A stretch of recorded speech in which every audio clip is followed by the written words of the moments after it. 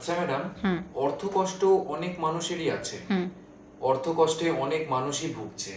দুর্গাপুজোতেও অনেক মানুষ আনন্দ করতে চাইছে। তো এমন কি আছে শাস্ত্রে লেখা, এমন কি টোটকা আছে যেটাতে মাকে সরস্বতী এই অর্থকষ্টর ব্যাপারে বলে অর্থকষ্টটাকে ঠিক করে নিয়ে রাশি অনুযায়ী যে যার নিজের টোটকা করবে, এবং আপনি ভালোভাবে শাস্ত্র অনুযায়ী বলে দিন। হ্যাঁ। আহ, এই মানে রাশি অনুযায়ী ভিডিওটার উপর একটা কথা আমি বলতে চাই। অনেকে আমাকে কমেন্ট করে, বেশিরভাগ মানুষই বলেন যে তার রাশি জানেন না। কিভাবে জানবো ম্যাডাম? দেখুন, রাশি জানতে হলে কিন্তু পুষ্টি বিচার করতেই হবে, না হলে কিন্তু রাশি জানা যাবে না। আর রাশি বিচার করতে কিন্তু অনেক ক্যালকুলেশন লাগে।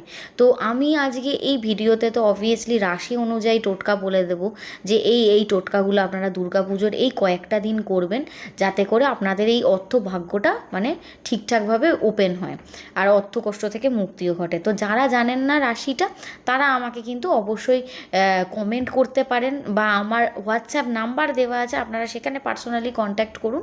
আমি কুষ্টি বিচার করে অবশ্যই আপনাদের রাশিকে আমি সেটা কিন্তু জানিয়ে দিতে পারবো। তো প্রথমেই বলি, এই মেষ রাশির যারা ব্যক্তি আছে, যারা এই খুবই অর্থকষ্টে ভুগছেন, তারা কিন্তু অবশ্যই এই দুর্গাপুজোর সময় দেবী দুর্গাকে লাল ফুল কিন্তু নিবেদন করতে পারেন। বৃষ রাশির ক্ষেত্রে তারা দেবীকে সাদা রঙের বস্ত্র বা দুর্গা শ্লোক যদি পাঠ করতে পারেন, এই সময় খুব ভালো ফল লাভ করবেন। মিথুন রাশির মানুষরা কিন্তু দেবী দুর্গাকে পঞ্চামৃত নিবেদন করুন এই দুর্গাপুজোর সময়। তারপরেই বলবো, মিথুন রাশির ব্যক্তিরা কিন্তু বললাম যেটা পঞ্চামৃত। কর্কট রাশির ব্যক্তিরা কিন্তু ষষ্ঠী থেকে নবমী এই পুজোর 4 দিন, মানে যে কোনো দিন যদি পারেন, দই এবং বাতাসা আপনারা কিন্তু নিবেদন করতে পারেন মাকে। তারপরেই বলবো, সিংহ রাশির মানুষেরা যাদের অর্থকষ্ট খুব চলছে, তারা দেবীকে কেশর নিবেদন করতে পারেন।